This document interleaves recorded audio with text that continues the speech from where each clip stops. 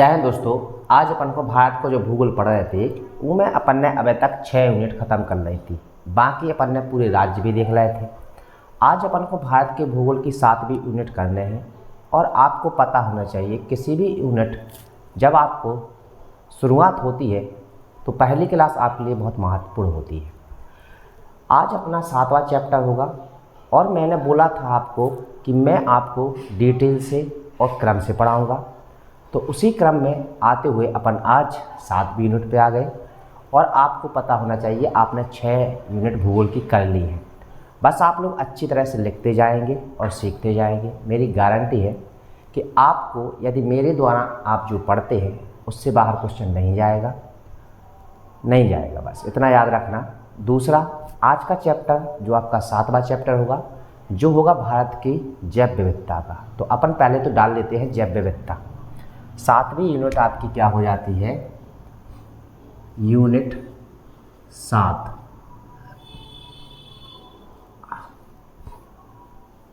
इसके अंतर्गत अपन को पढ़ना है जैव विविधता। अब आपको एक बात लेकर चलना है। आपको पता होना चाहिए अपन जो भी चीज़ पढ़ रहे हैं ना तो इसको आप रटने के उद्देश्य से नहीं पढ़ें। आपको समझना पड़ेगा और समझा करो। थोड़ा सा आप मेरे अनुसार सोचा करो, हो सकता है आपको समझ में आ जाए। तो अपन ने सबसे पहले पृथ्वी की उत्पत्ति देखी थी। उत्पत्ति देखने के बाद उसके ऊपर जो स्थलखंड है उसको पढ़ा था। इसके बाद अपन ने वन देख लिए, वनस्पति देख ली, कहाँ पर कैसी वर्षा होती है ये देख ली, जलवायु देख लिया। तो आपको पता होना जैव विविधता का मतलब क्या होता है। जैव का मतलब होता है जिसमें जीवन होता है। तो इस पृथ्वी पर पाए जाने वाले एक तो जीव जंतु होते हैं और दूसरा पेड़ पौधे होते हैं। तो आपको पता होना चाहिए जैव विविधता अर्थात जीव जंतु और वनस्पति की एक तरह की विभिन्नताएं, उनके बारे में अपन को पढ़ना है। और आपको पता होना चाहिए हमने अपने भारत के सारे क्षेत्र को देख लिया है कि कहाँ पर सूखा है, कहाँ पर बरसात ज़्यादा होती है, कहाँ पर मीडियम होती है, कहाँ पर दलदल होती है, कहाँ पर मतलब अपन ने पूरी तरह से समझ लिया है। तो आपको पता होना चाहिए जैसा स्थलखंड होगा, जैसा स्थल होगा, जैसा पारिस्थितिक तंत्र होगा, वैसे ही जीव जंतु तथा वनस्पति पाई जाएगी। ये आपको याद करके चलना है। अब आपको पिछली क्लास जो हमने पढ़ाई है 6वीं यूनिट 5वीं यूनिट, उसको आप कनेक्ट करके चलते जाएंगे तो आपको बहुत सारी मदद होगी याद करने में। इसलिए हम बोलते हैं कि पूरा पढ़िए और अच्छा पढ़िए, क्रम से पढ़िए। क्योंकि आप यदि क्रम से पढ़ते हैं तो आपको याद करने में कोई दिक्कत नहीं होगी। अच्छा, जैव विविधता की बात करते हैं तो पहला शब्द आपको याद करना है अपन ने कि जैव विविधता जो शब्द है वो किसने दिया। तो आपको पता होना चाहिए एक विद्वान है जिसका नाम है वाल्टर जी रोजेन। क्या नाम है? वाल्टर जी रोजेन। उन्होंने अपन को जैव विविधता शब्द दिया है। तो अपन लिखते भी चलेंगे और सीखते भी चलेंगे और बात भी करते चलेंगे बीच बीच में, ठीक है। तो आपको पता होना चाहिए पहला पॉइंट आपका क्या हो जाएगा? जैव विविधता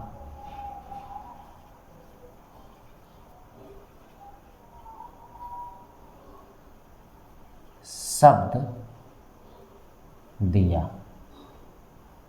हर एक क्वेश्चन आपके लिए इम्पोर्टेंट होगा और पेपर में पूछा जाने वाला हो सकता है। तो आपको पता होना चाहिए इस शब्द को देने वाले वाल्टर जी रोजेन।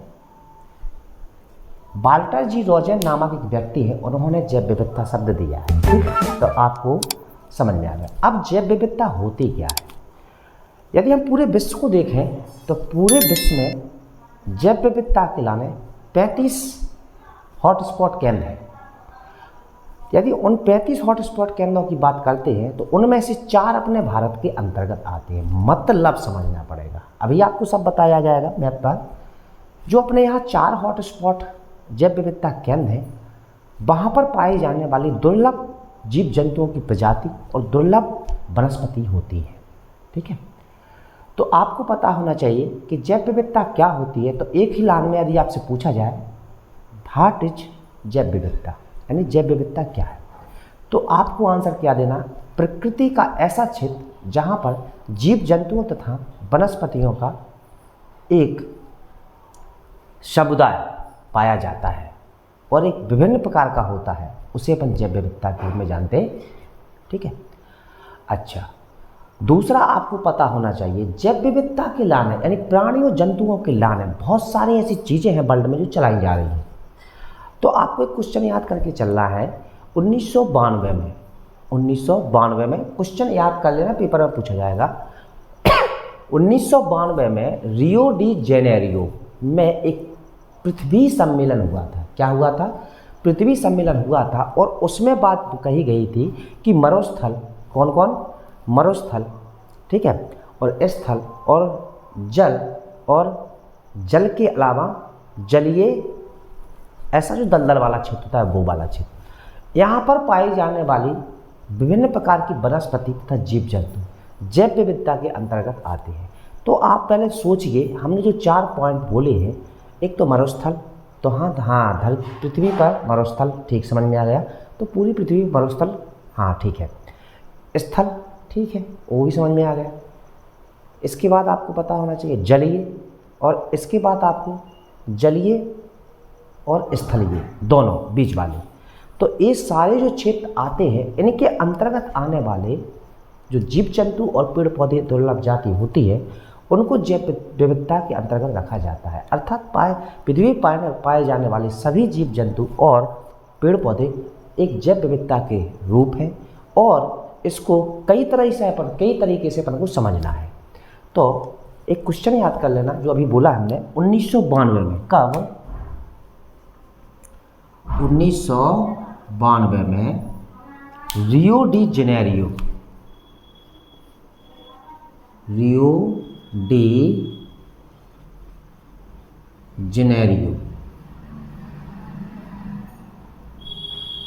में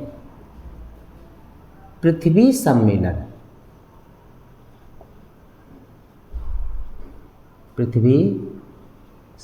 में बोला गया है कि मरुस्थल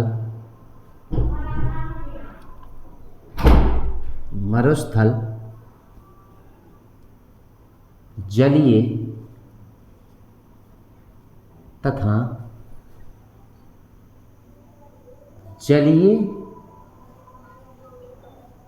स्थलीय जो वनस्पति और जीव जंतु होते हैं वो अपने किसके अंतर्गत आते हैं? तो जैव विविधता के अंतर्गत आते हैं। अगला क्वेश्चन अपन को क्या याद करके चलना है, यदि हम जैव विविधता की बात करते हैं तो यह 3 प्रकार की होती है। कितने प्रकार की होती है? 3 प्रकार की होती है, ठीक है। एक तो जैव अपनी आनुवांशिक, अभी आपको सब समझ में आया जाता है। जैव विविधता अपनी कितनी प्रकार की होती है? तो 3 प्रकार की होती है। आनुवांशिक होती है, ठीक है, दूसरी अपनी प्रजातीय होती है, तीसरी अपनी सामुदायिक होती है। अब कैसे? अब आपको थोड़ा समझना पड़ेगा। तो हेडिंग डाल देते हैं आपको कि जैव विविधता के प्रकार। जैव विविधता के प्रकार। यदि हम जैव विविधता के प्रकार की बात करते हैं तो जैव विविधता यानी यह है 3 प्रकार से होती है। कितने प्रकार से होती है? तो 3 प्रकार से होती है। नंबर 1 अपनी हेडिंग हो जाएगी आनुवांशिकता। नंबर 1 क्या हो जाएगी आपकी हेडिंग? आनुवांशिकता, ठीक है।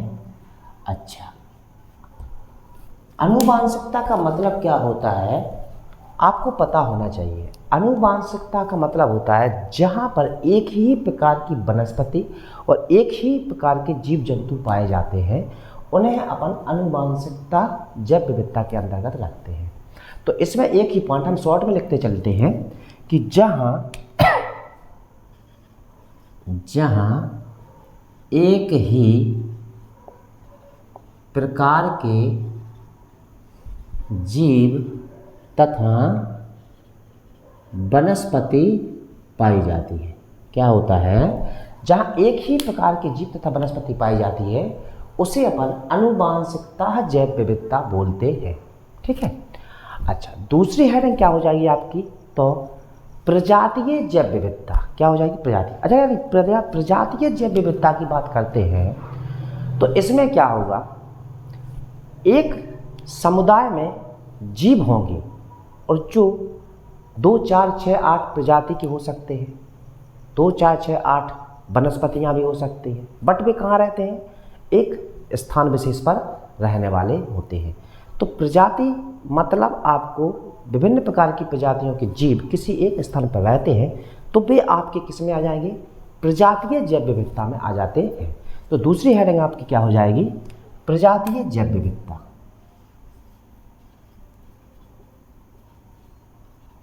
प्रजातीय जैव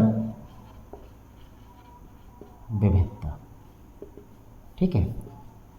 तो इसमें क्या होता है, इसमें पारिस्थितिक तंत्र में जीव जंतुओं का मतलब इसमें जो पारिस्थितिक तंत्र होता, पारिस्थितिक तंत्र में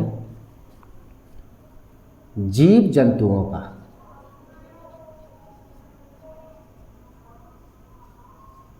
एक समुदाय के रूप में रहना,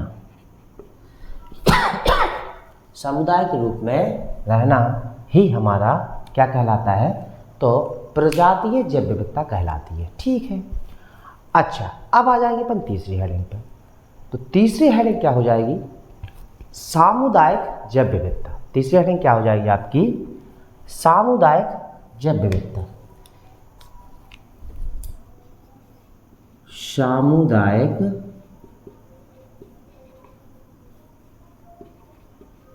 जैव विविधता। अच्छा, यदि हम सामुदायिक जैव विविधता की बात करते हैं तो इसमें क्या होता है, एक प्रकार के जीव जंतु वनस्पति और दूसरे प्रकार के जीव जंतु और वनस्पति एक साथ जब मिल जाते हैं तो उसको अपन सामुदायिक जैव विविधता बोलते हैं। बात को समझना अच्छी तरीके से, जब एक प्रकार के जीव जंतु वनस्पति और दूसरे प्रकार के जीव जंतु और वनस्पति एक ही स्थान पर, अलग अलग होना चाहिए बट वो एक ही स्थान पर होते हैं तो उसको अपन बोलते हैं सामुदायिक जैव विविधता। क्या बोलते हैं, तो सामुदायिक जैव विविधता। तो इसमें क्या हो जाएगा, जहाँ एक ही प्रकार तथा दूसरी जगह दूसरे प्रकार के जीव जंतु तथा वनस्पति का समूह,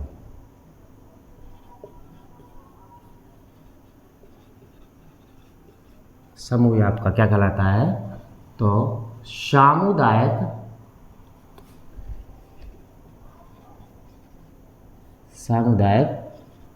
वनस्पति कहते हैं। ठीक है।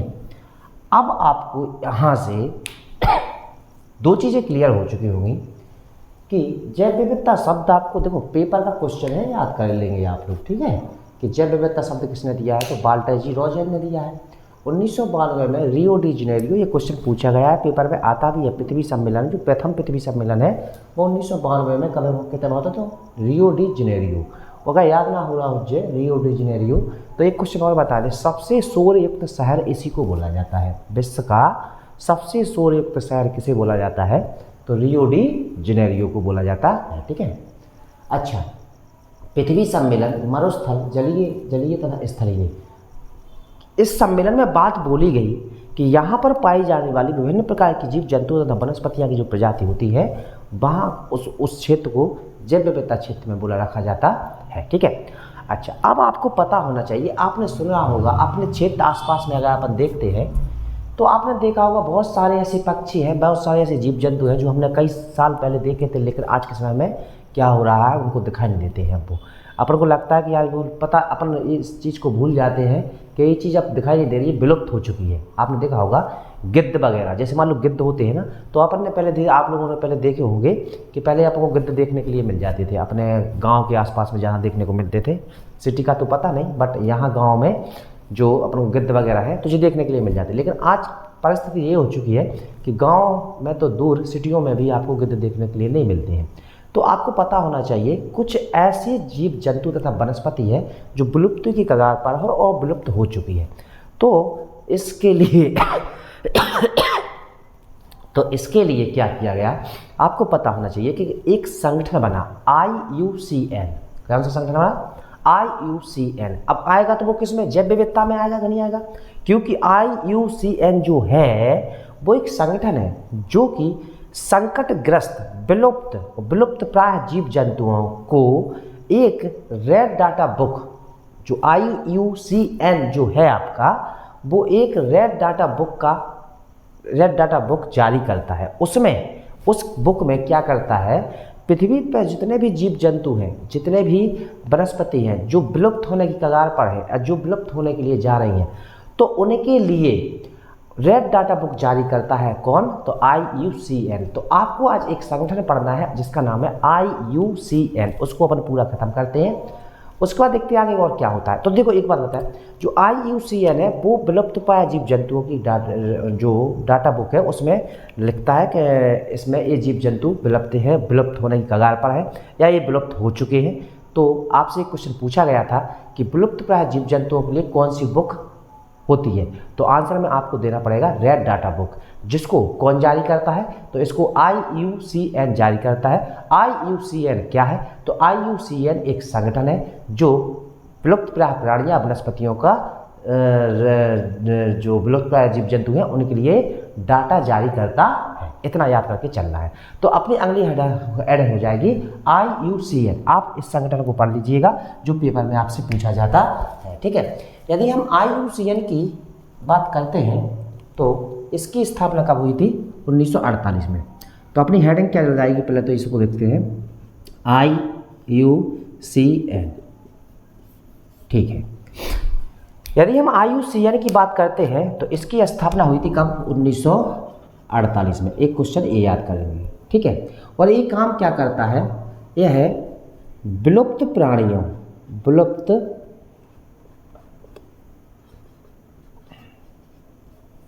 जीव जंतु तथा वनस्पति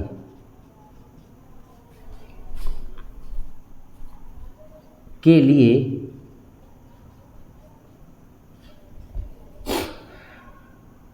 डाटा जारी करता है। और जिस बुक में करता है उसको अपन रेड डाटा बुक बोलते हैं, रेड डाटा बुक कहते हैं, ठीक है। अच्छा, इसके बाद आपको जो IUCN है इसका फुल फॉर्म याद करना है। तो इंटरनेशनल यूनियन, इसका फुल फॉर्म क्या हो जाएगा? इंटरनेशनल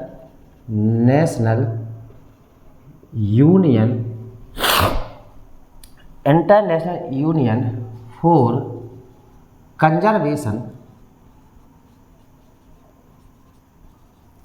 ऑफ नेचर,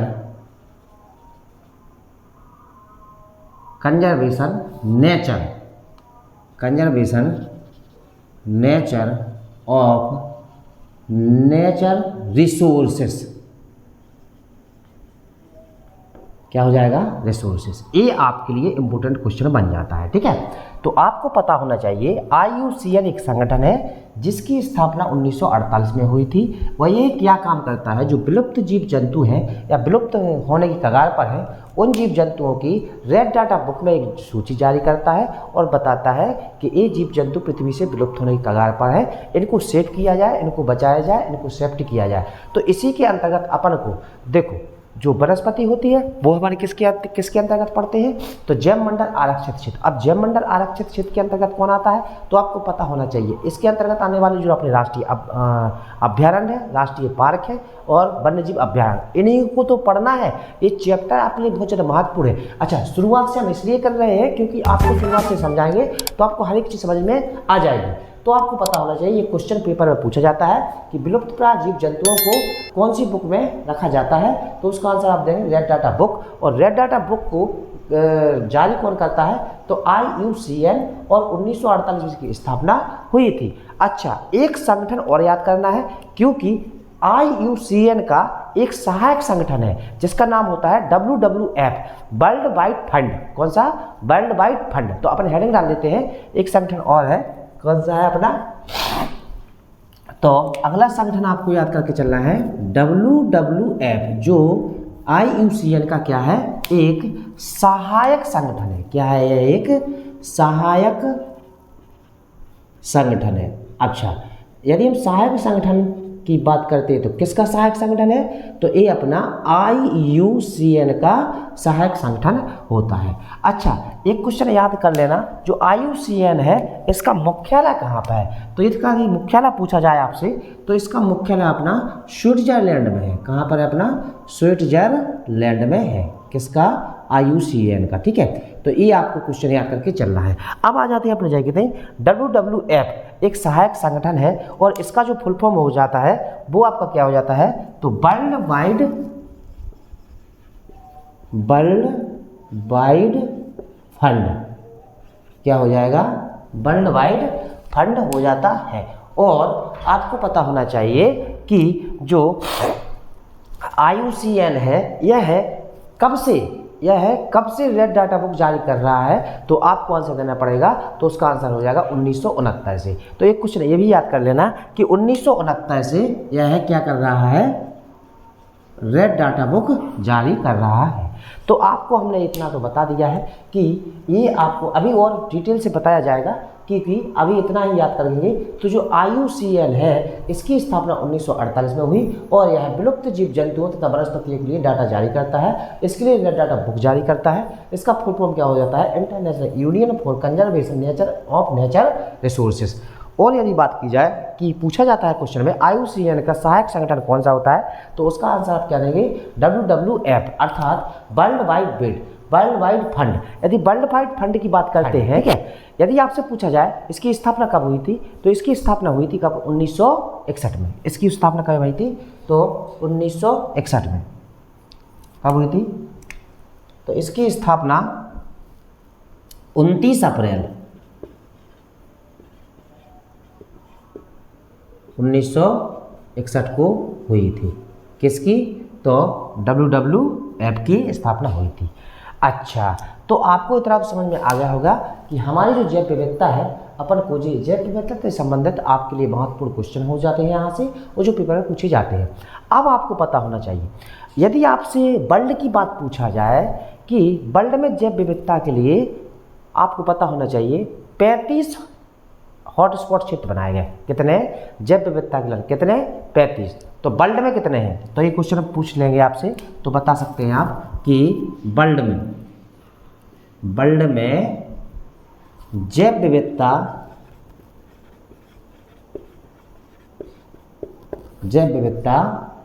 हॉटस्पॉट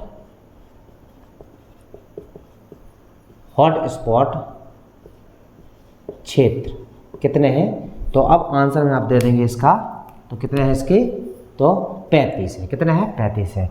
और इन 35 में से यदि इंडिया की बात की जाए, किसकी, इंडिया की बात की कि इंडिया में कितने हॉटस्पॉट क्षेत्र हैं, तो इंडिया में अपने 4 हॉटस्पॉट क्षेत्र हैं। कितने हैं, 4 हॉटस्पॉट क्षेत्र है। अब बात की जाए आपको इसके बाद, यदि आपको पता होना चाहिए कुछ जानकारी है कि जो भारत है, भारत में इन हॉटस्पॉट क्षेत्रों के अंतर्गत ही और अदर हैं, जो अदर वनस्पति है उनके अंतर्गत आने वाले जो अपने जैव मंडल आरक्षित क्षेत्र है, राष्ट्रीय उद्यान है और अभ्यारण्य है, उनकी भी जानकारी अपन को करने हैं। तो आपको पता होना चाहिए कि भारत में जो अपने जीव मंडल आरक्षित क्षेत्र है, कौन से अपने जीव मंडल आरक्षित क्षेत्र, जीव मंडल आरक्षित क्षेत्र। यदि जीव मंडल आरक्षित क्षेत्र की बात करते हैं तो इनकी संख्या अपने भारत में कितनी है, तो इनकी संख्या हो जाती है आपकी 18। कितनी हो जाती है, तो 18। इसके बाद दूसरा पॉइंट, यदि आपसे नेशनल पार्क की बात की जाए, भारत में नेशनल पार्क की बात की जाए तो इनकी संख्या कितनी बताई गई अपन को, 105। लेकिन अब तो और भी बढ़ गए हैं, लेकिन टोटल अपन पूरा ही पढ़ेंगे जब पढ़ेंगे, ठीक है।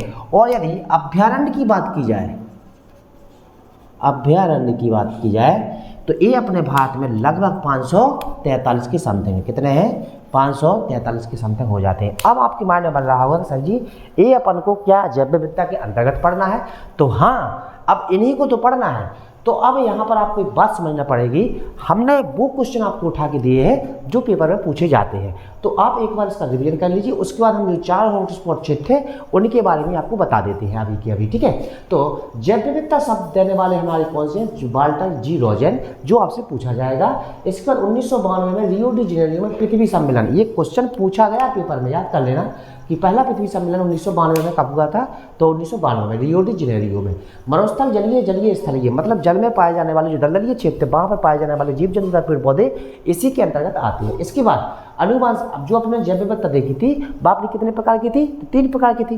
3 प्रकार में कौन कौन थी, तो अनुवांशिकता, जहाँ अनुवांशिकता जैव विविधता जहाँ एक ही प्रकार के जीव तथा वनस्पति होती हैं वहाँ पर अपन अनुवांशिकता जैव विविधता बोला जाता है। इसके बाद प्रजातीय जैव विविधता, जहाँ जिस समुदाय में विभिन्न प्रकार के जीव जंतु हों और विभिन्न प्रकार की वनस्पतियाँ होती हैं लेकिन सब एक ही समुदाय में होना चाहिए, उसे अपन प्रजातीय जैव विविधता बोलते हैं। इसके बाद अपने देखा सामुदायिक जैव विविधता। सामुदायिक जैव विविधता में एक प्रजाति दूसरी प्रजाति और उसका पारिस्थितिक तंत्र के अंतर्गत आने वाले जो अपनी जैव विविधता होती है वो आपकी कौन सी हो जाती है, सामुदायिक जैव विविधता होती है। हमने देखा कि जैव विविधता के लाने आपको पता होना चाहिए कि भारत में और वर्ल्ड में सारे देशों में जैव विविधता सभी जगह संकटग्रस्त है, जो कि वनस्पति मिटती जा रही है, जीव जंतु विनाश होता जा रहा है, तो उनको रोकने के लिए बहुत सारी चीज़ें की जा रही हैं। सब कुछ पढ़ेंगे अपन। उसके लिए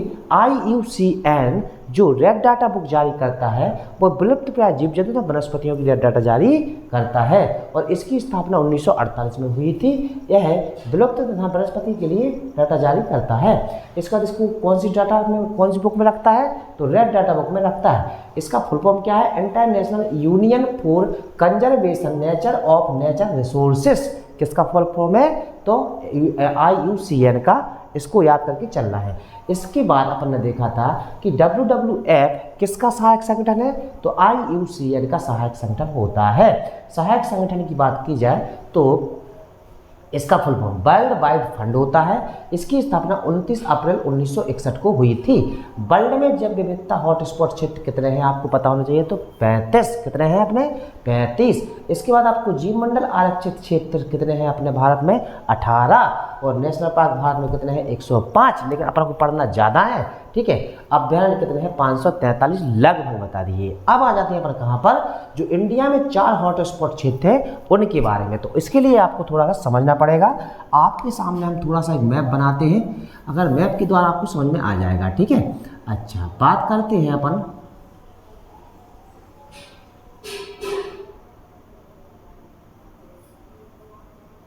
तो जी हो गया अपना मैप, ठीक है। और इसमें आप थोड़ा सा आप समझते चलेंगे थोड़ा सा, ठीक है, कि अपने जो 4 हॉटस्पॉट क्षेत्र है उनको आपको समझना है, क्योंकि वहाँ दुर्लभ प्रजाति पाई जाती है जीव जंतु और वनस्पतियों की, ठीक है। तो आप चलेंगे पहला, यदि हम पहले अपना पहला क्षेत्र देखते हैं तो आप यहाँ से ऐसा देख लेना और यहाँ से, जहाँ पर आपको दिख जाएगा जम्मू कश्मीर, हिमाचल प्रदेश, उत्तराखंड से होते हुए ये सिक्किम और ये अरुणाचल प्रदेश। यदि बात करें तो ये अपना जो क्षेत्र होता है, ये अपना जो क्षेत्र होता है इसको अपन देंगे कौन सा नंबर, नंबर 1, ठीक है। तो जी अपना कौन सा क्षेत्र है, तो ये वो वाला जैव विविधता वाला क्षेत्र है भारत का जो 35 में, वर्ल्ड के 35 में गिना जाता है, जिसको नंबर 1 किसको दिया जाता था, इस वाले क्षेत्र को दिया जाता है, ठीक है। यदि हम दूसरे की बात करते हैं तो दूसरा क्षेत्र आपका यहाँ से लग जाएगा ये वाला क्षेत्र, ये वाला क्षेत्र, ये पूरा वाला क्षेत्र, ठीक है। इसको अपन दूसरा नंबर दे देते हैं, ये अपना हो जाएगा दूसरा वाला क्षेत्र, ठीक है, क्योंकि जो उत्तर पूरब में ही है। तीसरा वाला क्षेत्र आपको कहाँ पर देखना है, तो तीसरा वाला क्षेत्र आपको मिल जाएगा कहाँ पर, तो यहाँ पर, ये आपका पश्चिमी घाट। यदि हम पश्चिमी घाट की बात करते हैं तो एक क्षेत्र आपका यहाँ मिल जाता है, ठीक है, ये हो जाएगा आपका तीसरा क्षेत्र, ठीक है। और चौथे क्षेत्र की बात की जाए तो चौथा क्षेत्र आपका कहाँ हो जाएगा, तो चौथा क्षेत्र हो जाएगा अंडमान निकोबार द्वीप समूह का, ठीक है।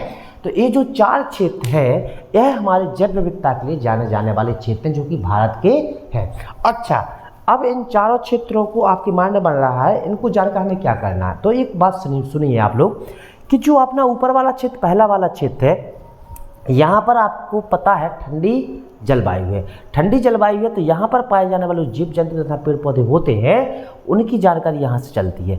जैसे कि यहाँ पर पाए जाने वाले जीव जंतुओं में जैसे कि आपको भालू, सिलोत भालू मिल जाता है, ठीक है। जैसे कि हमें पर्वतीय बटेर मिल जाती है, यहाँ पर हिमालयन ताहर मिल जाता है, ठीक है। तो यहाँ पर ऐसी बहुत सारी जंतियाँ हैं, और उड़ने वाली गिलहरी मिल जाती है, क्या मिल जाती है, उड़ने वाली गिलहरी मिल जाती है, याक मिल जाते हैं। तो यहाँ पर पाए जाने वाले ठंडे प्रदेशों की जो ठंडे प्रदेश का जो अपना जैव आरक्षित क्षेत्र है, जैव विविधता क्षेत्र है, वो यहाँ पर पाया जाता है, जो कि पहला है, जो कि अपना कहाँ पर है, तो जम्मू कश्मीर, हिमाचल प्रदेश, उत्तराखंड, सिक्किम तथा अरुणाचल प्रदेश में आता है। क्लियर होगी बात, ठीक है। दूसरे की बात बोली जाए तो दूसरा अपना कहाँ पर है, तो ये वाला क्षेत्र पूरा का पूर्वोत्तर भारत का नीचे वाला। अच्छा, यहाँ पर क्या पाया जाता है, तो यहाँ पर पाई जाने वाली जो आपने देखा जब बंदर है, लंगूर है, गिब्बन है, क्योंकि मनुष्य अपने थे सबसे पहले भारत में कहाँ देखा गया था, तो यहीं पर असम के क्षेत्र में देखा पाया गया था। भारत में यदि अगर मनुष्य की बात करते हैं, सबसे पहले जीवन मनुष्य को कहाँ देखा गया था अपने भारत में, तो इसी क्षेत्र में पाया गया था। तो यहाँ पर पाई जाने वाली दुर्लभ जातियों में कौन कौन है अपना, तो लंगूर हो जाता है, बंदर हो जाता है, गिब्बन हो जाता है, जो कि एक बानर का ही रूप होता है, ठीक है, बानर जैसा ही होता है। और यहाँ पर मुख्य रूप से अदरक जो अपनी वनस्पति है, जो अदरक जो अपन करते हैं, अदरक यहाँ की स्थानीय प्रजाति हो जाती है। तो दूसरे क्षेत्र समझ में आ गया ना। तो पहले क्षेत्र में हमने देखा ना, यहाँ पर आपको बर्फीले क्षेत्र वाले जीव जंतु और वनस्पति मिलेगी आपको, ठीक है। दूसरे वाले क्षेत्र में हमें कैसे मिल जाएंगे, लंगूर वगैरह मिल जाएंगे, ठीक है। और ये वाला जो क्षेत्र होता है दूसरा वाला, तो दूसरे वाले क्षेत्र की बात करते हैं तो ये हमारा इसी प्रकार की जैव विविधता वाला क्षेत्र कहाँ पर चला जाता है, तो ये हमारा जो ताइवान है, ताइवान होगा, लाओस होगा, मलक्का हो गया, लाओस हो गया, लाओस के ऊपर अपना ताइवान है, दक्षिण चीन है, यहाँ पर फैला है, यहाँ तक फैला है ये वाला क्षेत्र दूसरा वाला, ठीक है। अच्छा, अब आ जाते हैं हम तीसरे वाले क्षेत्र की बात करते हैं, तो यहाँ पर पाए जाते हैं यहाँ पर को स्थानीय और सरीसृप और उभयचर। इतना याद रखना, सबसे ज़्यादा आपको क्या रखना, स्थानीय मतलब सरीसृप और उभयचर। उभयचर का मतलब होता है जो जलोथल दोनों में रहते हैं, और स्थानीय का मतलब क्या होता है, जो आपके जीव जंतु मतलब जो बच्चे पैदा करते हैं वो वाले जीव जंतु। तो यहाँ पर सरीसृप तथा उभयचर मिलते हैं, और सरीसृप वो कहलाते हैं जो रेंगल चलते हैं, क्या करते हैं, रेंगल चलने वाले जीव जंतु होते हैं। और यहाँ पर भी जो पाई जाने वाली अपनी जनजाति जो वनस्पति होती है, यहाँ पर जो अपना ब्लैक पेपर, कौन सा, ब्लैक पेपर, और दूसरी चीज़ अपना क्या है, कार्डमम, जो अपन ने पढ़ा ना, कार्डमम इलायची, तो यहाँ पर महत्वपूर्ण प्रजाति भी पाई जाती है, किसकी, वनस्पति की। इसके बाद आ जाते हैं यहाँ पर कहाँ पर, यहाँ पर चौथे नंबर पर। चौथे नंबर की बात करते हैं तो यहाँ पर पाई जाने वाली जो वनस्पति होती है, मैंग्रोव वनस्पति पाई जाती है। यहाँ पर भी यहाँ पर अपन को जैसे मान लो प्रॉन मिल जाती है, मछली मिल जाती हैं, यहाँ पर जलीय जीव जंतु ज़्यादा मिलते हैं देखने के लिए, ठीक है। और यहाँ पर जो अपनी शैवाल कवक ये वाली चीज़ें ज़्यादा मिलती है देखने के लिए। और जो वाला क्षेत्र कहाँ तक फैला हुआ है, तो ये वाला क्षेत्र अपना कहाँ से कहाँ तक, यहाँ से अपना यहाँ अपना इंडोनेशिया के बाद अपना दूसरा क्षेत्र क्या हो जाएगा, आपको क्या बोलते हैं उसको, फिलीपींस तक फैला है। कहाँ तक फैला है, इतना याद कर लेना, ये वाला क्षेत्र फिलीपींस तक फैला है। और ये वाला जो क्षेत्र होता है सुंडा हॉटस्पॉट के अंतर्गत आता है। कौन से, इसके जो चौथा वाला जो क्षेत्र आता है, तो सुंडा, कैसे, सुंडा हॉट स्पॉट के, हॉट स्पॉट क्षेत्र के अंतर्गत आता है, ठीक है। अच्छा, जो हमें कैसे याद रहे, तो सुंडा से ऐसे याद कर लीजिए कि हिंद महासागर का सबसे गहरा स्थान सुंडा गर्त को बोला जाता है। किसको बोला जाता है, सुंडा गर्त। एक भी क्वेश्चन पेपर में पूछा जाता है कि हिंद महासागर सबसे गहरा स्थान कौन सा होता है, तो सुंडा गर्त होता है, ठीक है। अच्छा, तो आपने देखा कि हमने भारत के 4 जैव विविधता क्षेत्र देख लिए। तो पहला क्षेत्र हमने बता दिया आपको, जम्मू कश्मीर, सिक्किम तथा अरुणाचल प्रदेश का उत्तरी भाग, ठीक है। दूसरा क्षेत्र हमने क्या बताया, असम मेघालय मिजोरम मणिपुर त्रिपुरा, ये सारा क्षेत्र किस में आ जाता है अपना, दूसरे वाले क्षेत्र में आ जाता है। तीसरी वाला क्षेत्र हमने देखा था तो पश्चिमी घाट हो जाता है। और चौथा क्षेत्र कहाँ से हो जाता है अपना, तो अपना अंडमान निकोबार द्वीप समूह हो जाता है। तो ये हमारे 4 जैव मंडल जैव विविधता क्षेत्र हो जाते हैं, ठीक है। तो अपन ने आज क्या कर लो कि जो यूनिट 7 है उसको पार्ट फर्स्ट देख लो और जैव विविधता के बारे में समझ लो। अब अपन को कल से क्या पढ़ने, तो कल इसके थोड़े संगठन है वो पढ़ेंगे, उसके बाद अपन कैसे कहाँ पर आ जाएंगे, जैव मंडल आरक्षित क्षेत्र नेशनल पार्क को पढ़ेंगे। अब आपको समझ में पूरी तरह से आएगा। क्या होता है, इन क्षेत्रों को पढ़ने का कारण यही होता है क्योंकि आपको पता होना चाहिए कि वनस्पति जो अपनी है और जो जीव जंतु है ये हमारी जो प्रकृति है उसका संतुलन बनाए रखने में और हमारे लिए कितनी यूजेबल होती है, उसको वो हमारे लिए कितनी ज़रूरी है, तो उसके लिए कितना संरक्षण किया गया है, कहाँ कहाँ पर बचाया जा रहा है, कहाँ कहाँ पर कौन कौन सी योजनाएं चल रही हैं। तो ये सारी चीज़ें हमारे नेचर के लिए और हमारे लिए बहुत ज़्यादा उपयोगी होती हैं। इनकी सेफ्टी करना, इनकी रक्षा करना चाहिए और इनको अपन को कोशिश करना चाहिए कि बढ़ावा देना चाहिए। तो आज अपन ने जैव विविधता के बारे में इतना समझ लिया है। अब आगे की क्लास कल देखते हैं। यदि वीडियो अच्छी लगती है तो लाइक कीजिएगा, कमेंट करिएगा और शेयर कीजिएगा। जय हिंद, जय भारत दोस्तों।